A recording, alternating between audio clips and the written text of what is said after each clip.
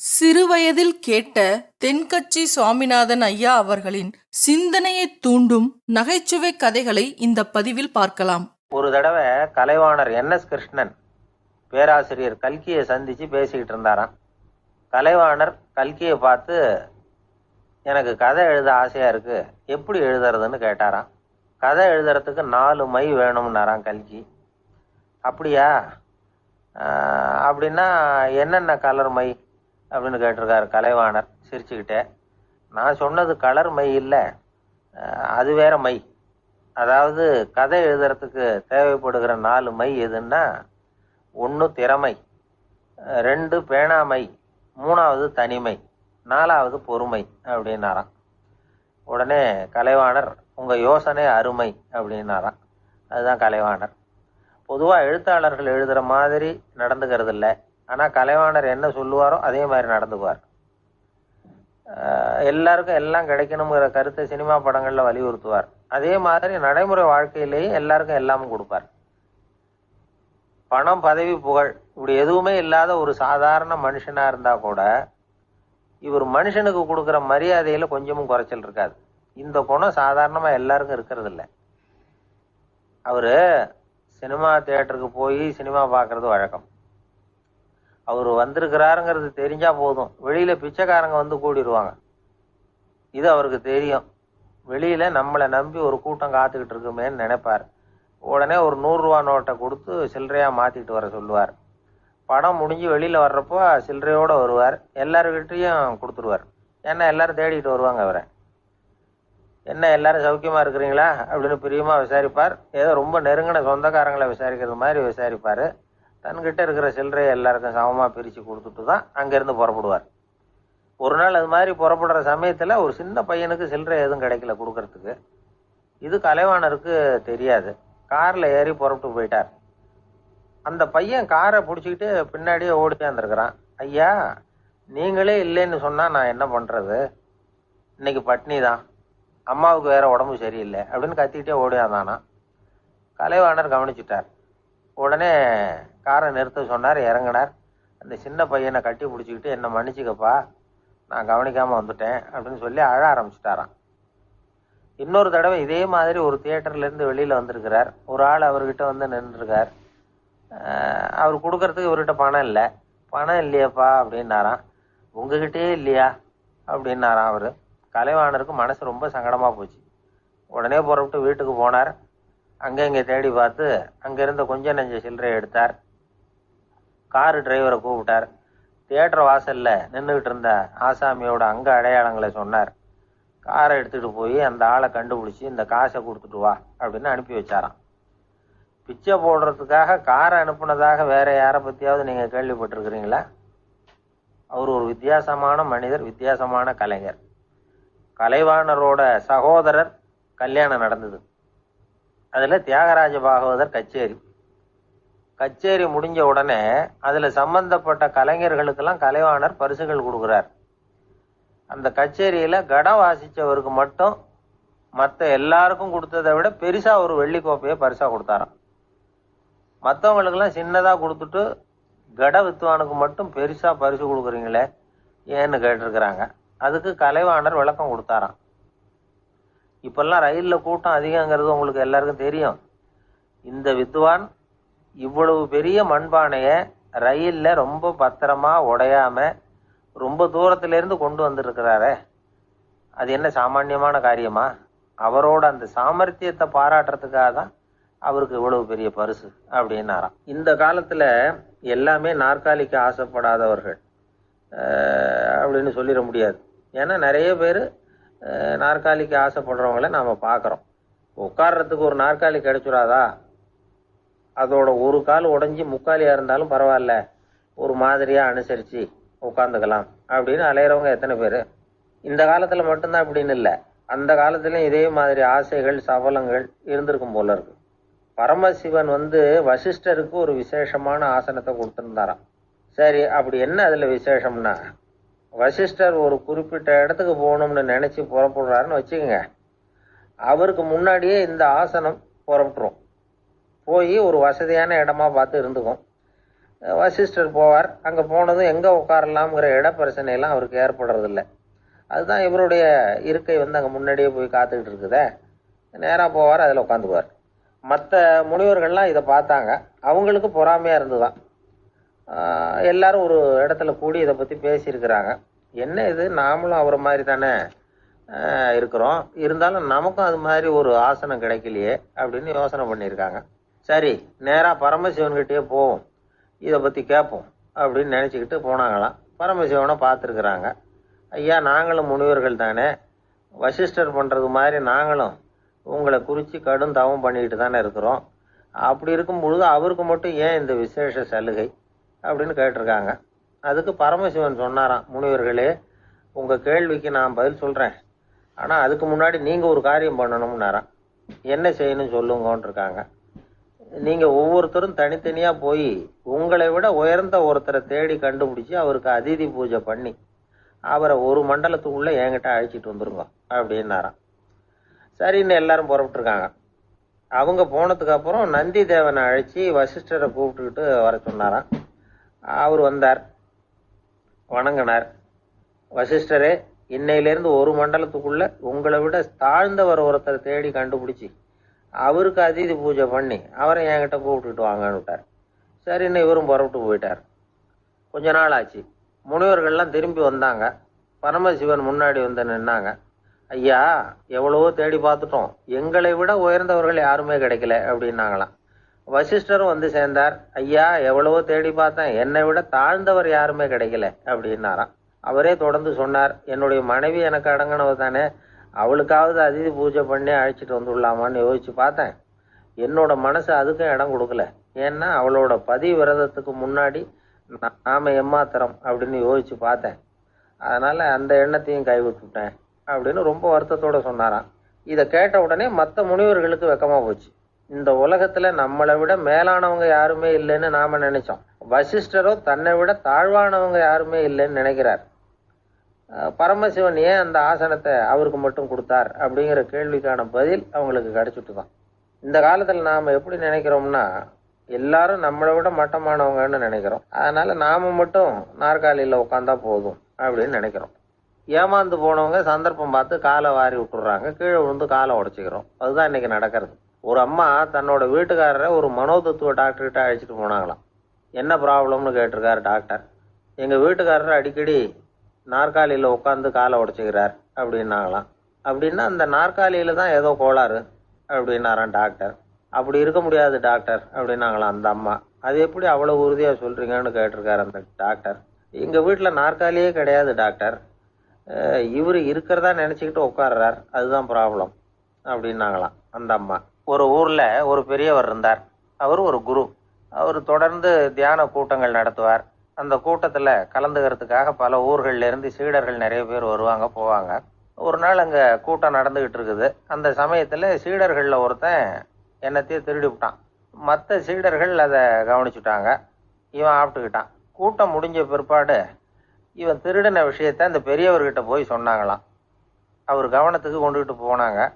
ஆனால் அவர் இதை காதிலே போட்டுக்கல, கண்டுக்கவே இல்லை. போய் சொன்ன சீடர்களுக்கெல்லாம் ஏமாத்தமாக போயிட்டுது.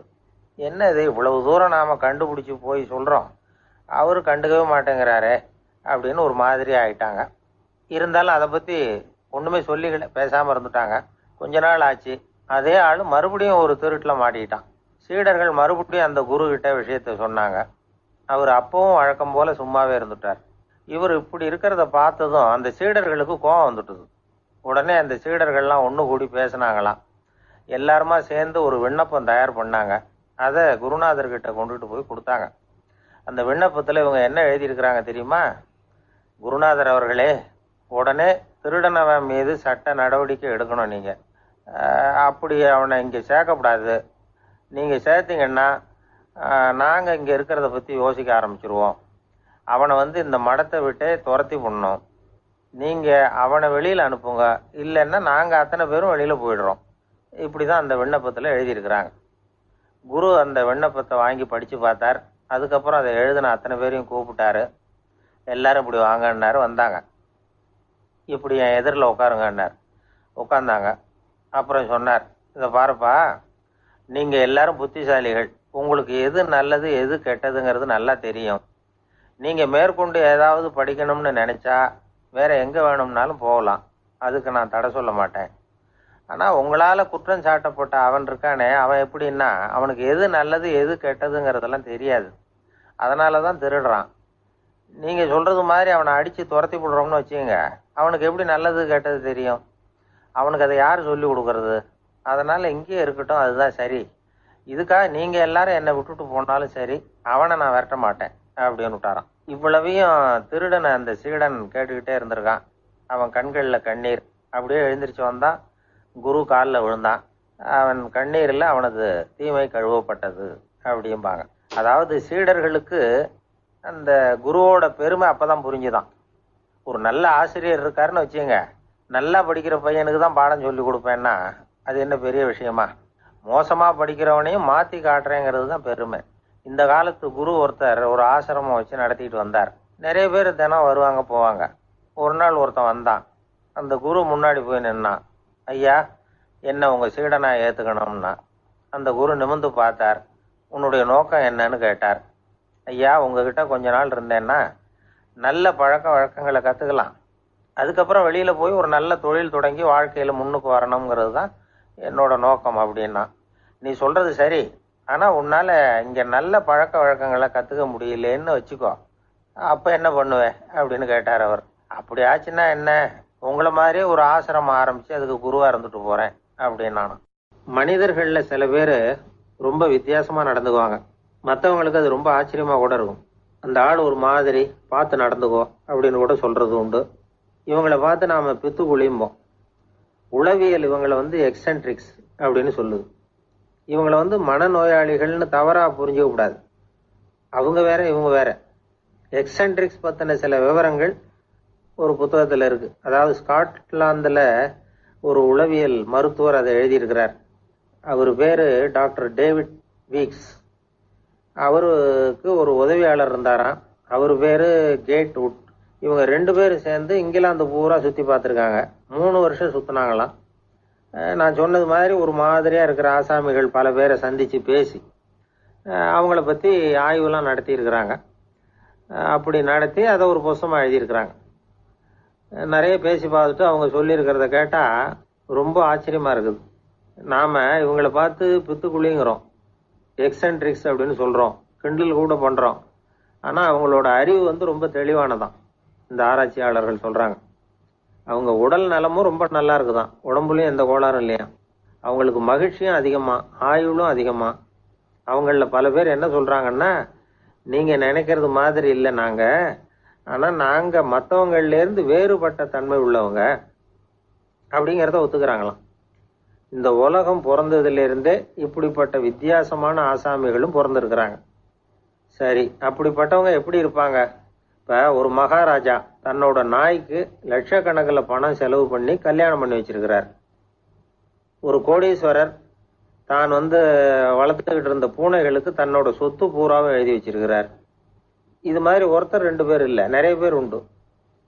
சில பேர் எப்படி தெரியுமா, அவங்களுக்கு வசதியில் எந்த குறையும் இருக்காது. வீடு, காரு, பணம் எல்லாம் தாராளமாக இருக்கும். அப்படி இருந்தாலும் அவங்கக்கிட்ட ஒரு பழக்கம் இருக்கும். யாராவது ஒரு நண்பர் வீட்டு விசேஷத்துக்கு போயிருப்பார், இல்லைன்னா ஒரு கடைக்கு போயிருப்பார். அவங்க ரொம்பவும் மரியாதையாக வரவேற்று எல்லாம் பண்ணிகிட்டு இருப்பாங்க.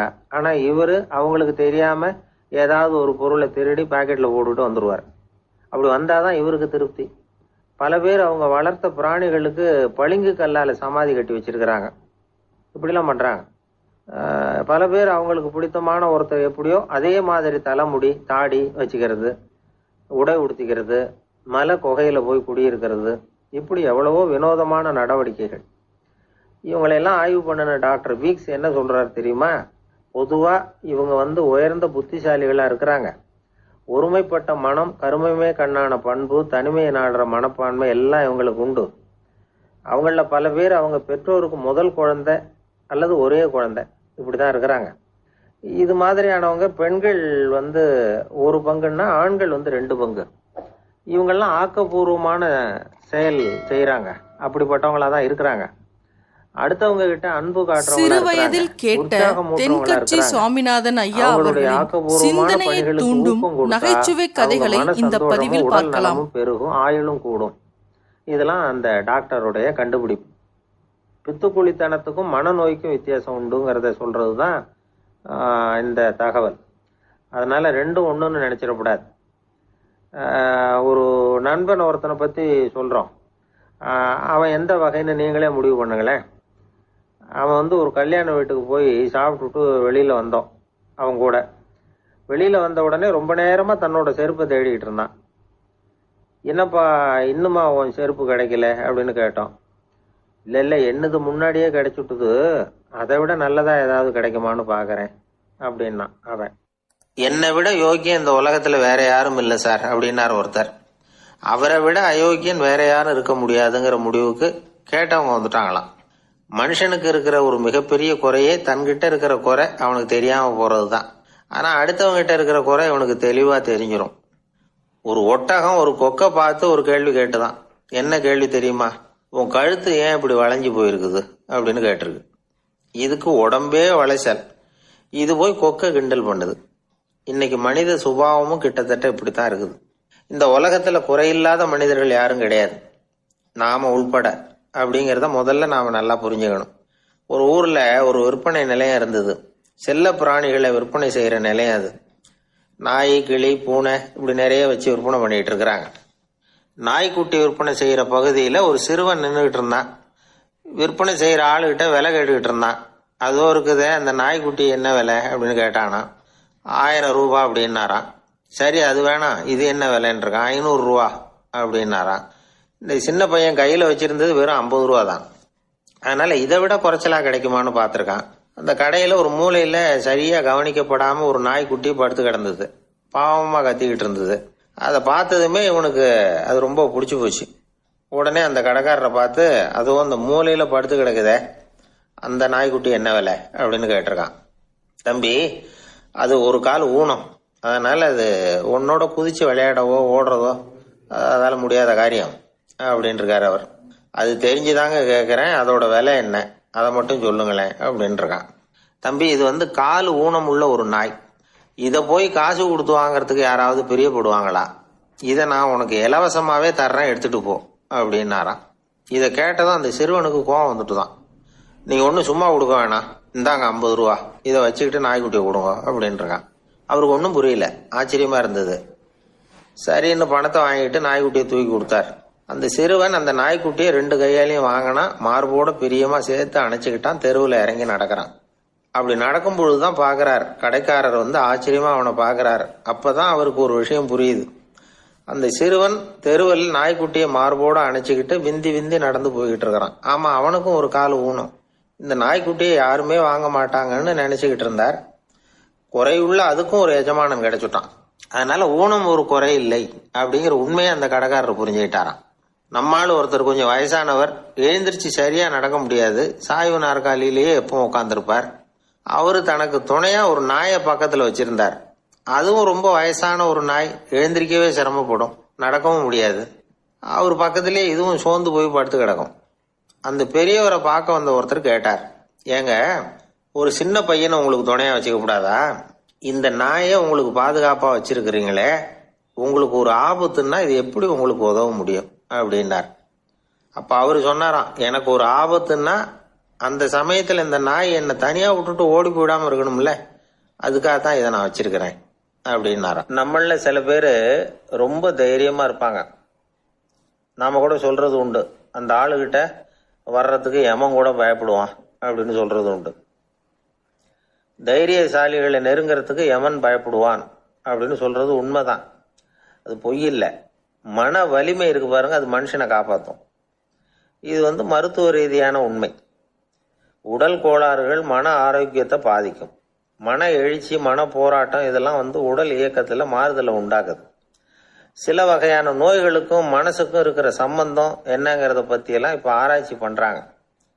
ஆஸ்மா, மூட்டு வலி, பெருங்குடல் அழற்சி, உயர் ரத்த அழுத்தம், சோரியாசிஸ்ங்கிற தோல் வியாதி, வயிற்று புண்ணு, இந்த தைராய்டு நச்சுத்தன்மை, இது மாதிரி நோய்களை உண்டாக்குறதுல மனசோட பங்கு என்னங்கிறத பத்தி எல்லாம் ஆய்வு பண்ணி பார்த்துருக்குறாங்க.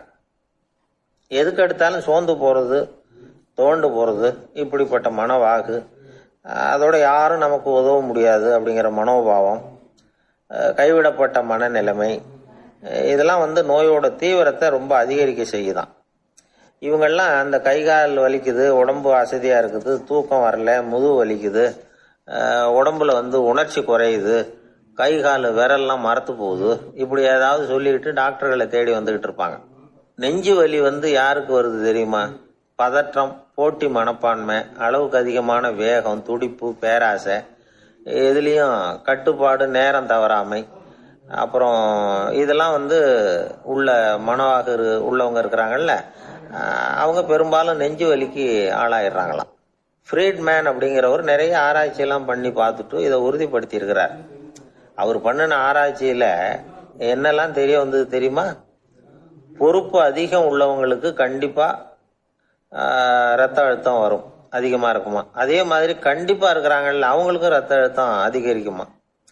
ரத்த அழுத்தம் தனக்கு அதிகமாக இருக்குங்கிறத தெரிஞ்சுக்கிட்டவங்க தலைவலி, மயக்கம், இந்த தலை சுத்தல், அசதி, இது மாதிரியான உணர்வுகளை அவங்களுக்கு வந்துடும், அது மாதிரி உணர்வு. ஆனால் உண்மை என்ன தெரியுமா? இதெல்லாம் ரத்த அழுத்தத்தினால இல்லை, ரத்த அழுத்தம் கட்டுப்பாட்டுக்குள்ளே இருந்தால் கூட இவங்க இப்படி நினைக்கிறாங்களாம். இதுக்கு காரணம் மனசு தான் அப்படிங்கிறார் அவர். சில பேர் எப்படி தெரியுமா? ஒருத்தர் மாரடைப்பால் இறந்து போனார் அப்படின்னு கேள்விப்பட்டா போதும், இறந்து போறதுக்கு காரணம் இதயம்தான் அப்படிங்கிற பீதியால, இதய தளர்ச்சி அப்படிங்கிற மனநோயால பாதிக்கப்படுறார். இவங்கெல்லாம் அடிக்கடி தங்களுடைய இதய பகுதியை தொட்டு பார்த்துக்குவாங்க, நாடியை பிடிச்சி பார்த்துக்குவாங்க, அடிக்கடி மூச்சை உள்ளுக்கு இழுத்து வெளியில விட்டு வலி வருதா அப்படின்னு பார்த்துக்கிட்டு இருப்பாங்க. வேற எங்கேயாவது வலிச்சா கூட நெஞ்ச வலிக்குதா அப்படின்னு பார்ப்பாங்க. நெஞ்சு வலிக்குதுன்னு கூட சில பேர் சொல்ல ஆரம்பிச்சிருவாங்க. ஆஸ்மாவுக்கும் மனசுக்கும் சம்பந்தம் உண்டு. தீர்வு காண முடியாத மன போராட்டங்கள் எல்லாத்துக்கும் அடுத்தவங்களையே சார்ந்து இருக்கிற மனநிலை, இதெல்லாம் ஆஸ்மாவினுடைய தீவிரத்தை அதிகப்படுத்திடும். பயம், இது எப்படின்னா என்ன நடக்குமோங்கிற பதட்ட நிலை, அப்புறம் இந்த பயம், இதெல்லாம் சுவாசித்தல அதிகரிக்க செய்யுது இல்லையா. இதனால ரத்தத்தின் காரத்தன்மை அதிகமாகி நோயின் தீவிரமும் அதிகமாகுது. மன போராட்டம், மனக்கவலை, மன இறுக்கம், இதெல்லாம் தோல் வியாதியை தூண்டி விடுதான். இது மாதிரி இன்னும் எவ்வளவோ இருக்குது. அதனால இன்னைக்கு நமக்கு தேவை என்னன்னா மன வலிமை, மலர்ந்த முகம். இது ரெண்டும் இருந்துட்டுதுன்னா பலவிதமான நோய்கள் நம்ம கிட்ட நெருங்கி வராது. டாக்டர், என்ன நெருங்காம இருக்கிறதுக்கு நான் ஒரு காரியம் பண்றேன் அப்படின்னார் ஒருத்தர். அவர் என்ன அர்த்தத்துல சொன்னார்னா, டாக்டர் அவரை நெருங்காம இருக்கிறதுக்கு அவர் ஒரு காரியம் பண்றாராம். நண்பர்கிட்ட சொன்னார். நண்பர் கேட்டார், அது என்ன காரியம் பண்ற அப்படின்னு கேட்டார். தினம் ஒரு ஆப்பிள் பழம் சாப்பிட்றேன்னார் அவர். ஏன்னா ஆங்கிலத்தில் ஒரு பழமொழி சொல்லுவாங்கல்ல, an apple a day keeps doctor away அப்படிம்பாங்க. ஒரு ஆப்பிள் பழம் சாப்பிட்டா டாக்டர் விலகியே இருப்பார், டாக்டர்கிட்ட போக வேண்டிய அவசியம் இருக்காது அப்படிங்கிறதுக்காக அந்த பழமொழி சொல்றது. என்னன்னா, யாருமே நெருங்காம இருக்கிறதுக்கு நான் ஒரு காரியம் பண்றேன்னாரு இன்னொருத்தர். டாக்டர் நெருங்காம இருக்கிறதுக்கு ஆப்பிள் பழம் சாப்பிட்றேன்னாரு அவரு. என்ன யாருமே நெருங்காம இருக்கிறதுக்கு நான் ஒரு காரியம் பண்றேன்னாரு இன்னொருத்தர். அது என்னன்னு கேட்டோம். தினம் ஒரு பூண்டு சாப்பிட்றேன்னார். ஏ கார்லிக் எ டே கீப்ஸ் எவரிபடி அவே அப்படின்னு அதுக்கு ஒரு புது விளக்கமும் கொடுத்தான். வேகமா ஓடி வந்தான். ஏப்பா அப்படி தலை தெறிக்க ஓடி வர்றேன்னு கேட்டேன். பின்னாடி துரத்திக்கிட்டு வருது சார் அப்படின்னா. ஏதாவது நாய் துரத்திக்கிட்டு வருது போல இருக்கு அப்படின்னு நினைச்சு அவனுக்கு பின்னாடி பாக்குறேன். கண்ணு கெட்டின தூரம் வரைக்கும் எதுவுமே தெரியல. ஏன்பா எதுவும் உன்னை துரத்துறது மாதிரி தெரியலையே என்ன? நல்லா பாருங்க சார் அப்படின்னா. பார்த்துட்டு தான் சொல்றேன் என்ன. இதோ பாருங்க சார், இதுதான் என்ன துரத்துது அப்படின்னு அவன் காட்டுறான். அவன் சுட்டி காட்டின இடத்துல பார்த்தா அங்க அவனுடைய நிழல் தான் தெரியுது. என்னப்பா சொல்ற அப்படின்னு சொல்லி அவனை சந்தேகமா பார்த்தேன். அதுக்கப்புறம் தான் அவன் விவரமா பேசினான். சார், எனக்கு என் நிழலை கண்டா பிடிக்கிறது இல்லை. எப்போ பார்த்தாலும் இது என்னையே பின்தொடர்ந்து வந்துகிட்டு இருக்குது. இதை என்னால் சகிக்கவே முடியல. இதை என்கிட்ட இருந்து பிரிக்கிறதுக்கு எவ்வளவோ முயற்சிகள்லாம் பண்ணி பார்த்துட்டேன், முடியலன்னா. அப்படி என்னென்ன முயற்சிகள் பண்ணினேன் அப்படின்னு கேட்டேன். அவன் என்னென்ன செஞ்சாங்கிறத விவரமா சொன்னான். அவன் என்ன பண்ணியிருக்கிறான், ஒரு பெரிய குழியை தோண்டி அதில் தன்னுடைய நிழலை புதைச்சிருவோம் அப்படின்னு முடிவு பண்ணிட்டு மண்வெட்டி எடுத்துக்கிட்டு தோட்டத்து பக்கம் போயிருக்கான். ஆழமாக ஒரு குழியை தோண்டியிருக்கான். குனிஞ்சு பார்க்குறான். அந்த குழிக்குள்ளே தன்னுடைய நிழல் தெரியுது. ஆஹா, இதுதான் சமயம், நிழல் இப்போ குழிக்குள்ளே இருக்குது, மண்ணை போட்டு மூடி விடலாம் அப்படின்னு நினச்சிக்கிட்டு கொஞ்சம் மண்ணை அள்ளி போட்டான். பார்த்தா இப்போ அந்த நிழல் அந்த மண்ணுக்கு மேலே வந்து நிற்கிது. இது ஏதுடா வம்பா போச்சு அப்படின்னு அவசரமாக மண்ணை வாரி போட்டு மூடி பார்க்குறான். குழி பூராவும் மூடி விட்டு பார்க்குறான். மறுபடியும் நிழல் மேலே வந்து உட்காந்துக்கிட்டு இருக்குது. சரி, இதை குழியில் புதைக்க முடியாது அப்படின்னு முடிவு பண்ணிட்டு இதை இங்கேயே இப்படியே விட்டுட்டு ஒரே ஓட்டமாக ஓடி போடுவோம் அப்படின்னு நினச்சி எடுத்தான் ஓட்டம். அது காலை நேரம். இவன் மேற்க நோக்கி ஓடிக்கிட்டு இருக்கிறான். ஓடி ஓடி பார்க்குறான், நிழல் இவனை விட வேகமாக இவனுக்கு முன்னாடி ஓடிக்கிட்டு இருக்கு. சரி, திரும்பி ஓடி பார்ப்போம் அப்படின்னு நினச்சிக்கிட்டு அப்படியே சடார்னு திரும்பி ஓட ஆரம்பித்தான். பார்த்தான், அப்பாடா நிழலை காணலை.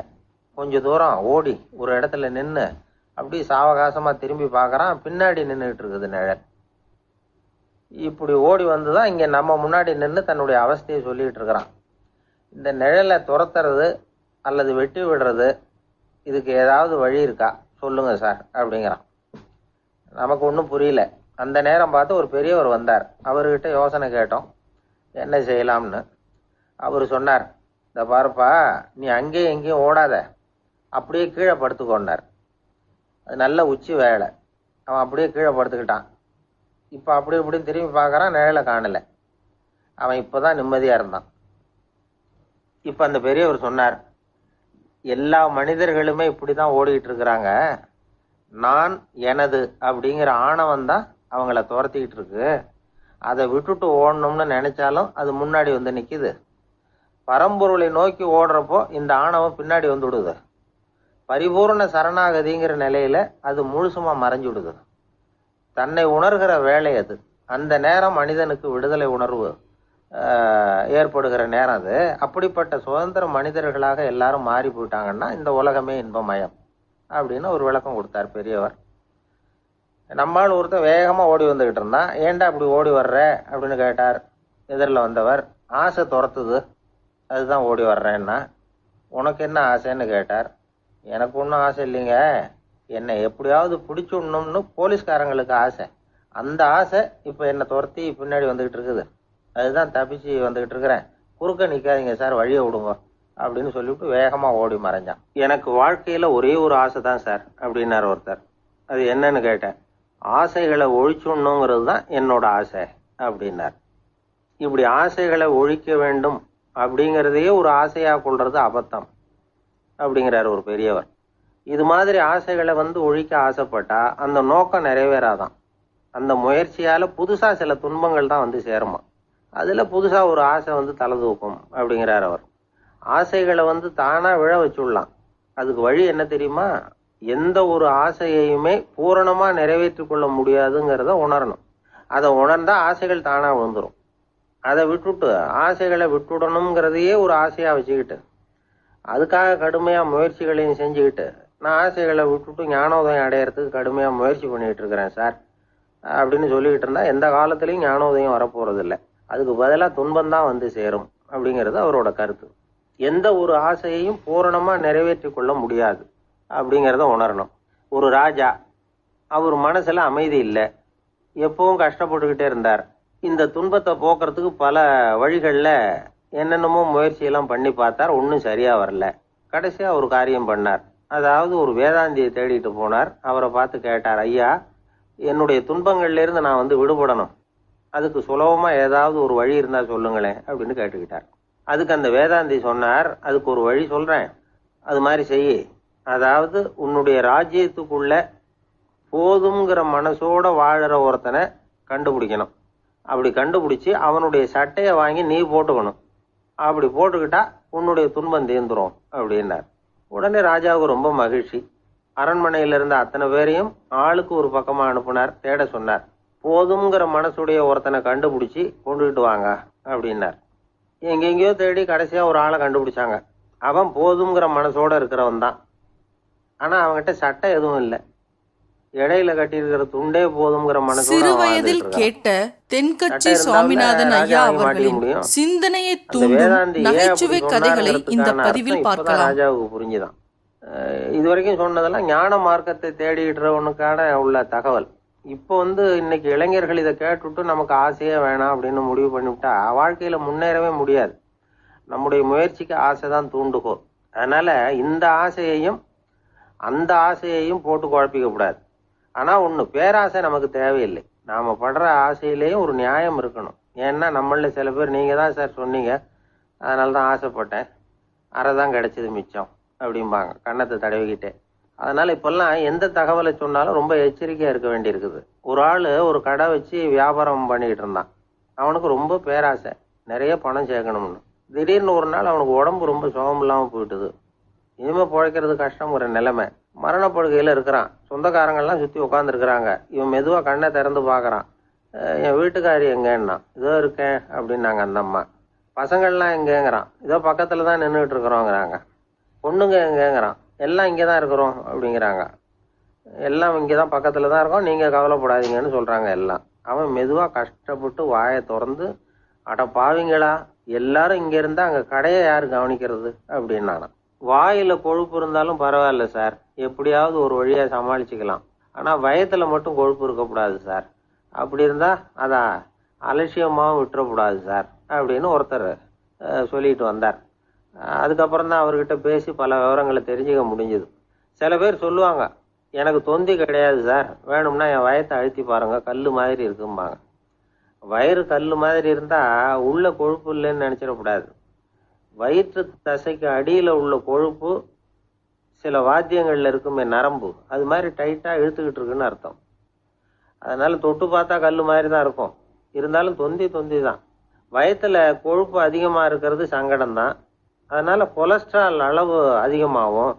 இதய நோய்கள், நீரிழிவு, ஹைப்பர் டென்ஷன், ஸ்ட்ரோக்கு, இது மாதிரி ரிஸ்க் எல்லாம் அதிகமாகும். ஒருத்தர் ஒல்லியா இருக்கலாம், உடம்பு இடம் அதிகப்படியா இல்லாம இருக்கலாம். அப்படி இருந்தா கூட அவர் உடம்புல மற்ற பகுதியை விட வயத்துல கொழுப்பு அதிகமா இருக்கும். நாம தான் ஒல்லியா இருக்கிறோமே, நமக்கு ஒண்ணும் இல்லை அப்படின்னு நினைச்சிடக்கூடாது. சரி, நம்ம வயிறு இருக்க வேண்டிய அளவை விட அதிகமா இருக்குதா இல்லையா, அதை எப்படி கண்டுபிடிக்கிறது? அதுக்கு சில வழி இருக்குது. முதல்ல நீங்க நேரா ஸ்ட்ரெயிட்டா நிமிர்ந்து நில்லுங்க. உங்க பார்வையை மட்டும் கீழே தாழ்த்தி காலு விரலை கவனிங்க. விரல் உங்களுக்கு தெரியுதா அப்படின்னா உங்க வயர் நார்மலா இருக்குன்னு அர்த்தம். கால் விரல் உங்க கண்ணுக்கு தெரியலையா அப்படின்னா உங்களுக்கு வயிறு பெருசுதான். இன்னொரு வழி இருக்கு. அது என்ன தெரியுமா? ஒரு தரையில நீட்டா படுத்துடணும். 1 மீட்டர் நீளம் உள்ள அளவுகோல் ஒன்று எடுத்துக்கோங்க. கழுத்து எலும்புல ஒரு பக்கத்தையும் இடுப்புல ஒரு பக்கத்தையும் வைங்க. பக்கவாட்டில் வைங்க, அதாவது படுக்கவாட்டில். அது நடுப்பகுதி வயத்துல முட்டி தராசு மாதிரி ஆடுதா அப்படின்னா உங்க வயிறு உங்களுக்கு ப்ராப்ளம் தான். அதனால அதை கண்டுபிடிக்கிறதுக்கு அப்படி ஒரு அளவுகோல் வச்சிருக்கிறாங்க. மருத்துவ அறிவியல் ரீதியா உங்களுக்கு தொந்தி இருக்குதா இல்லையான்னு கண்டுபிடிக்கிறதுக்கு ஒரு வழி இருக்கு. உங்க இடுப்புல வெயிஸ்ட் அப்படின்னு சொல்றோம்ல, இடுப்புல ஒரு அளவு எடுக்கணும், சுற்றளவு. இடுப்புக்கு கீழே ஹிப்னு சொல்றோம்ல, அங்க ஒரு அளவு எடுக்கணும், அதிகபட்ச சுற்றளவு எடுக்கணும். அந்த அளவை இந்த அளவால வகுக்கணும். அதாவது உங்க வெயிஸ்ட் மெஷர்மெண்ட் இருக்குல்ல, அதை ஹிப் மெஷர்மெண்டால வகுக்கணும். இந்த விகிதம், அதாவது வெயிஸ்ட் ஹிப் ரேஷியோ, ஆண்களுக்கு 0.95க்கு மேல போகக்கூடாது, பெண்களுக்கு 0.85க்கு மேல போகக்கூடாது. அப்படி போயிட்டுதுன்னா வயிறு பெருத்திருக்குதுன்னு அர்த்தம். இது டாக்டர்கள் கண்டுபிடிக்கிற ஒரு விதம். சரி, இந்த தொந்தியை குறைக்கிறதுக்கு என்ன பண்ணலாம்? பட்னி கிடக்கலாமா அப்படின்னா அது தேவையில்லை. ஆனா கலோரி அளவை குறைக்கணும். அது எப்படி? கொழுப்பு ஆகாரத்தை குறைக்கணும். இப்போ கார்போஹைட்ரேட்டு, புரோட்டீன்லாம் இருக்குது இல்லை, அதெல்லாம் ஒரு கிராமுக்கு சுமாரா 4 கலோரி கொடுக்கும். ஆனா கொழுப்பு ஒரு கிராமுக்கு 9 கலோரி கொடுக்கும். அதனால ஒரே அளவுள்ள ஆகாரங்கள்ல கூட கலோரி வித்தியாசம் இருக்குது. கலோரி அளவு குறைச்சலா கொடுக்கக்கூடிய ஆகாரம் சாப்பிடணும். தொந்தியை குறைக்கிறதுக்கு கடுமையான உடற்பயிற்சி தேவையா அப்படின்னு கேட்டா அதுவும் தேவையில்லையா. ஆகாரத்துல கொழுப்பை குறைச்சாவே போதும், மற்ற ஆகாரம் செரிக்கிறதுக்கு லேசான உடற்பயிற்சியே போதும். வயத்தை குறைக்கிறேன்னு சொல்லி சில பேர் உட்காந்து எழுந்திருப்பாங்க, அதுவும் தேவையில்லையா. அப்படிலாம் பண்ணி உங்களை கஷ்டப்படுத்திக்க வேண்டியதில்லை. வயத்தை குறைக்கிறதுக்கு அதெல்லாம் உதவுறது இல்லை அப்படின்னு அது சம்பந்தமான நிபுணர்கள் சொல்றாங்க. இப்போ இது சம்பந்தமா 1984 ஒரு சோதனையே பண்ணி பார்த்துருக்குறாங்க. ஒரு நாளைக்கு 185 தடவை உட்காந்து எழுந்திருக்கிறது. இது மாதிரி 27 நாள் பயிற்சி பண்ணிவிட்டு பார்த்தாங்களாம். வயிற்று கொழுப்புல எந்த மாறுதலும் இல்லையா. அதனால உட்காந்து எழுந்திருக்கிற வேலையெல்லாம் தேவையில்லை. தொந்தியை குறைக்கிறதுக்கு முயற்சி பண்றவங்க தோற்றத்தை அழகாக்குறது ஒரு பக்கம் இருந்தா கூட ஆரோக்கியமான நீண்ட வாழ்வுக்கும் அவங்க அஸ்திவாரம் போடுறாங்கன்னு தான் அர்த்தம். ஒருத்தர் வந்தார், சார் எனக்கு தொந்தி இருக்கா இல்லையான்னு கண்டுபிடிக்கிறது கஷ்டமா இருக்குதுன்னார். சரி நான் கண்டுபிடிக்கிறேன், இப்படி தரையில காலை நீட்டி ஸ்ட்ரைட்டா படுங்க அப்படின்னோம். சரின்னு படுத்துட்டார். இப்போ உங்க கண்ணை திருப்பி கால் கட்டை விரலை பாருங்க, கட்டை விரல் தெரியுதா அப்படின்னு கேட்டேன். தெரியுது சார்னார். நீங்க தெரியுதுன்னு சொல்றத நான் எப்படி நம்புறதுன்னு. அதோ தெரியுற அந்த கட்டை விரல் நுனியில ஒரு ஈ கூட உட்காந்துருக்குது பாருங்க சார் அப்படின்னார். அப்படின்னா நீங்க பாக்குறது கட்டை விரல் இல்லை சார், உங்க மூக்கு நுனி, அங்கதான் இப்ப ஈ உட்காந்துருக்குது அப்படின்னோம். அவர் ஒரு மாதிரி ஆயிட்டார். ஒருத்தன் தன்னுடைய நண்பனை வழியில பார்த்தான்.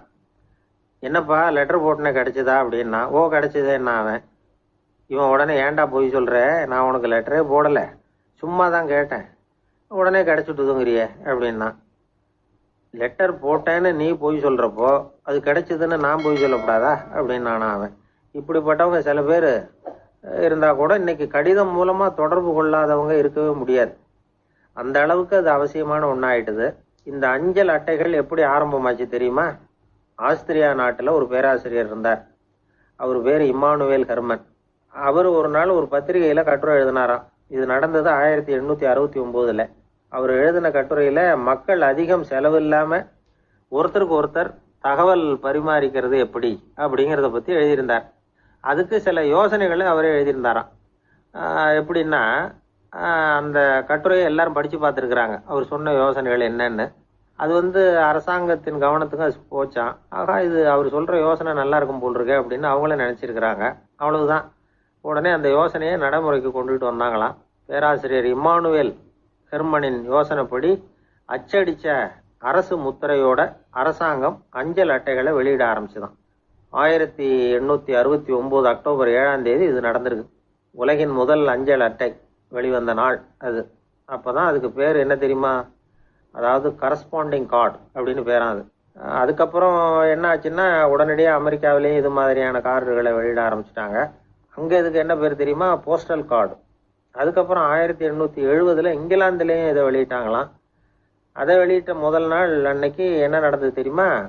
மக்கள்லாம் ஏதோ நியாய விலை கடையில் நிற்கிறது மாதிரி பெரிய பெரிய கியூ வரிசையில் நின்று இதை வாங்கினாங்களாம். நம்ம நாட்டில் முதல் அஞ்சலகம் 1927 கல்கத்தாவில் ஆரம்பமாயிருக்கு. இன்னைக்கும் அஞ்சலகம் இல்லாத இடமே இல்லை. அந்த அளவுக்கு அஞ்சல் போக்குவரத்து அதிகமாக இருக்குது. அன்னைக்கு உள்நாட்டில் ஒருத்தருக்கு ஒருத்தர் தகவல் பரிமாற்றம் செய்து கொள்ள மலிவான ஒரு அஞ்சல் அட்டையை அரசாங்கம் வெளியிடலாம் அப்படின்னு பேராசிரியர் எழுதின கட்டுரை இன்னைக்கு எந்த அளவுக்கு ஆகியிருக்கு பார்த்தீங்களா? ஒருத்தன் ஒரு தபால் பெட்டிக்கு பக்கத்தில் தலையை வச்சுக்கிட்டு அவன் பாட்டுக்கு நின்றுட்டு இருந்திருக்கான். அங்கேருந்து இன்னொருத்தன் கேட்டிருக்கான் என்ன ஆச்சுன்னு. கொஞ்ச நேரத்துக்கு முன்னாடி இந்த தபால் பெட்டியில் ஒரு கார்டு எழுதி போட்டேன், விவரமெல்லாம் நல்லா தான் எழுதியிருக்கிறேன், ஆனால் அட்ரஸ் எழுத மறந்துட்டேன் அப்படின்னானா. உடனே அவன் அதுக்காக கவலைப்படாத, நான் போட்ட கார்டில் அட்ரஸ் எல்லாம் பின்கோடு உள்பட கரெக்டாக எழுதியிருக்கேன், ஆனால் விவரம் எழுத மறந்துட்டேன் நானா. கவலைப்படாத, கொஞ்ச நேரத்தில் தபால்காரர் வருவார், பெட்டியை திறந்ததும் நம்ம லெட்டரை கேட்டு வாங்கிக்கலாம்னா ஒருத்தன். கொஞ்ச நேரத்துக்கு முன்னாடி அவர் வந்தார், கேட்டேன், அதுக்கப்புறம் தான் மனசுக்கு ரொம்ப கஷ்டமாக போச்சு நானா. இவன் ஏண்டான்னு கேட்டிருக்கான். அவன் இது தபால் புட்டு இல்லையா அப்படின்னு இருக்கான். இவன் ஒரு மனிதன் கோவப்படும் பொழுது அவனை நல்லா கவனிச்சு பாருங்க, ஏதாவது ஒரு மிருகத்தின் சாயல் அவன் முகத்துல தெரியும். முகம் அழகா இருக்கிறது எப்போ? அவன் புன்னகையோட இருக்கிறப்ப தான். கோபமா இருக்கிறப்போ முகம் அழகா இருக்காது. சார் கோபத்துல இருக்கார், இந்த கோபம் குறையறதுக்குள்ள ஒரு போட்டோ எடுத்துருங்க, அழகா இருக்கும் அப்படின்னு யாரும் சொல்றது இல்லை. போட்டோ எடுக்கிறவர் கூட எடுக்கிறதுக்கு முன்னாடி முகத்தை கொஞ்சம் சிரிச்ச மாதிரி வச்சுங்க சார் அப்படின்னு தான் சொல்லுவார். முகத்தை கொஞ்சம் கடுகடுப்பா வச்சுங்க சார், அப்பதான் நல்லா அமையும் அப்படின்னு நான் சொல்லுவார். ஒரு உண்மை என்ன தெரியுமா? கோபம் மனசையும் கெடுக்கும், உடம்பையும் கெடுக்கும். கோபப்படுகிறவர்களின் ஆயுள் காலம் குறைகிறது அப்படிங்கிறது விஞ்ஞான உண்மை. சிரிக்கிறவங்க ஆயுள் காலம் அதிகரிக்கிறது அப்படிங்கிறதும் விஞ்ஞான உண்மை.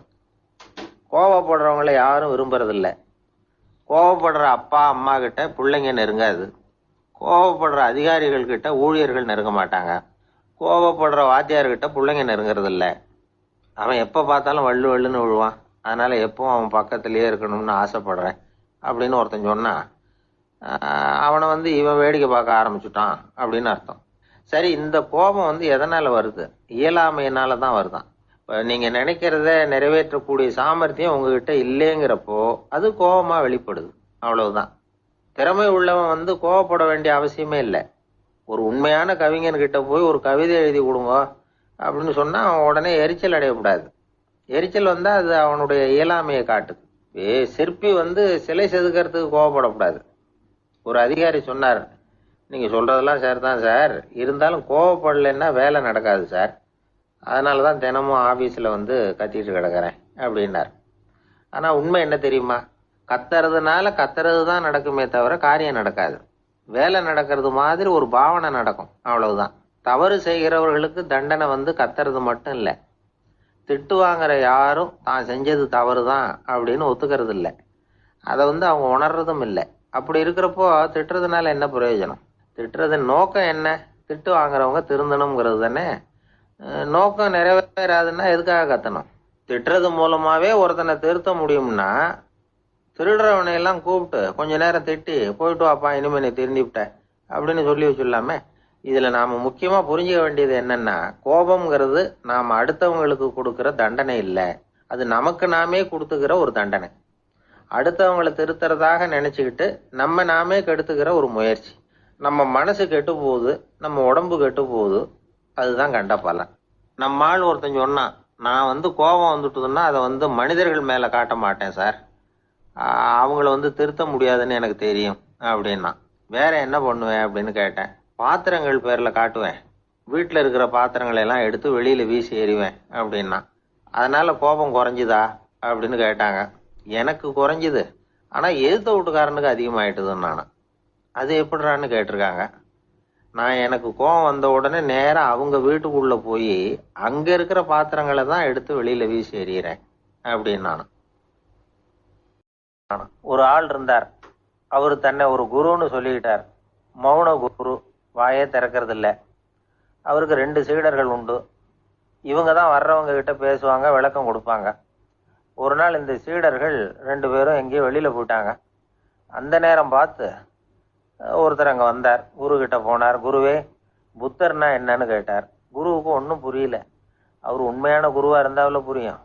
அவர் திருன்னு முழிக்க ஆரம்பிச்சுட்டார். இந்த நேரம் பார்த்து இந்த சீடர்கள் எங்கேயோ போயிட்டாங்களே, என்ன பண்றது, உதவிக்கு யாராவது கிடைக்க மாட்டாங்களா அப்படின்னு அப்படியே சுத்தி பாக்குறார். அங்க பாக்குறார். வந்தவர் இதை கவனிச்சார். ஏதோ புரிஞ்சுக்கிட்ட ஒரு மாதிரி அடுத்த கேள்வி கேட்டார். தர்மம்னா என்ன சுவாமின்னார். குருவுக்கு ரொம்ப சங்கடமா போச்சு. நம்ம நிலைமை இப்படி ஆயிட்டுதே, இக்கட்ல மாட்டிக்கிட்டோமே அப்படின்னு நினைச்சபடியே விட்டத்தை பார்த்தார். அப்புறம் குனிஞ்சு தரைய பார்த்தார். அப்படியே உட்காந்துக்கிட்டார். வந்தவர் உடனே அடுத்த கேள்விக்கு போயிட்டார். தியானம்னா என்ன சுவாமின்னார். பாவம் என்ன பண்ணுவார் அந்த குரு, பேசாம கண்ணை கெட்டியா மூடிக்கிட்டார். இது ஏதுடா வம்பா போச்சுன்னு. இவர் இப்படி பண்ணா கூட வந்தவர் சளைக்கல. இன்னொரு கேள்வியும் கேட்டார். ஆசீர்வாதம்னா என்ன அப்படின்னார். இவர் பார்த்தார், இப்படியே போனா இவர் கேள்வி கேட்கறத நிறுத்த மாட்டார் அப்படின்னு நினைச்சுக்கிட்டு எனக்கு ஒண்ணுமே தெரியாதுங்கிற பாவனையில 2 கையையும் விரிச்சு காட்டினார். வந்தவர் முகத்துல மகிழ்ச்சி, மன நிறைவு, ஏதோ எல்லாம் புரிஞ்சுக்கிட்ட ஒரு மாதிரி அங்கிருந்து புறப்பட்டு போனார். வழியில அந்த குருவோட சீடர்கள் 2 பேரையும் சந்திச்சார். உங்க குருவை தான் பார்த்துட்டு வரேன்னார் இவரு. என்ன நடந்ததுன்னு கேட்டாங்க. இவர் விவரமா சொல்றார். உங்க குரு எவ்வளவு பெரிய ஞானி தெரியுமா? புத்தர்னா என்னன்னு கேட்டேன். அதுக்கு அவர் அப்படியும் இப்படியும் பார்த்தார். அதுக்கு என்ன அர்த்தம் தெரியுமா? மக்கள் புத்தரை அங்கேயும் இங்கேயும் தேடுறாங்க, உண்மையில அவர் அங்கேயும் இங்கேயும் தேடி கண்டுபிடிக்க முடியாது அப்படிங்கிறத அவர் செய்கை மூலம் உணர்த்தினார். அதுக்கப்புறம் தர்மம்னா என்னன்னு கேட்டேன். அவர் மேலையும் கீழையும் பார்த்து தர்மம் சமமானது, அதுல உயர்வு தாழ்வு இல்லைங்கிறத உணர்த்தினார். அதுக்கப்புறம் தியானம்னா என்னன்னு கேட்டேன். கண்ணை மூடிக்கிட்டார். கண்ணை மூடி காணுகிற அற்புதம் அது அப்படிங்கிறத புரிஞ்சுக்கிட்டேன். கடைசியா ஆசீர்வதிக்கப்படுறது பத்தி கேட்டேன். கைகளை நீட்டி உதவுறது தான் அது அப்படிங்கிறத சிறு வயதில் கேட்ட தன்னுடைய இருகை விரித்து தென்கட்சி உணர்த்தினார். சுவாமிநாதன் ஐயா அவர்களின் எவ்வளவு பெரிய மகான் சிந்தனையை தூண்டும் அப்படின்னு நகைச்சுவை சொல்லிட்டு கதைகளை இந்த அவர் பாட்டு பதிவில் போயிட்டார். பார்க்கலாம்.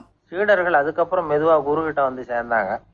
அவங்கள பார்த்ததும் குருவுக்கு கோபம் வந்துட்டுது. அடே பாவிகளா, எங்கடா போய் தொலைஞ்சிங்க, நான் ஒரு ஆளுகிட்ட மாட்டிக்கிட்டு என்ன பாடுபட்டிருக்கேன் தெரியுமான்னார். இது மாதிரி தான் நாம சாதாரண மனிதர்களின் புற வேடங்களிலேயே மயங்கி போயிடுறோம். அவங்க பேச்சு, செய்கை, பார்வை இதுல எல்லாம் ஏதோ பெரிய தத்துவம் இருக்கிறதாக நினைச்சுக்கிறோம். உண்மையிலேயே அந்த தத்துவங்கள் யாருக்கு சொந்தம்? அவங்களுக்கு இல்லை, நமக்கு தான் சொந்தம். நாம தானே அதை கற்பிச்சுக்கிட்டோம். நம்மை நாம அடையாளம் கண்டுக்கிறது இல்லை, நாம யாருங்கிறது நமக்கு புரியறது இல்லை. அதுதான் இன்னைக்கு நடக்கிறது. அதனால தான் அடுத்தவங்களை தேடி ஓடிட்டு இருக்கிறோம். சில வீடுகளில் கூட இது மாதிரி சைகைகள் உண்டு. சில குடும்ப தலைவர்கள் தினமும் காலையில் கண்ணை கெட்டியாக மூடிக்கிட்டு கை ரெண்டையும் சுத்தமாக விரித்து வச்சுக்கிட்டே உட்காந்து தியானம் பண்ணுறது வழக்கம். எதுக்காக அப்படி பண்ணுறீங்கன்னு ஒருத்தரை பார்த்து கேட்டேன். இந்த மாதம் வாங்கின சம்பளம் பூரா தீர்ந்து போச்சு, இனிமேல் என் கையில் சுத்தமாக ஒன்றும் இல்லை, புதுசாக எதுவும் செலவு வச்சுடாதே அப்படிங்கிறத அப்படி உள்ளங்கை ரெண்டையும் விரித்து காட்டி அவங்களுக்கு உணர்த்துறேன் அப்படின்னார்.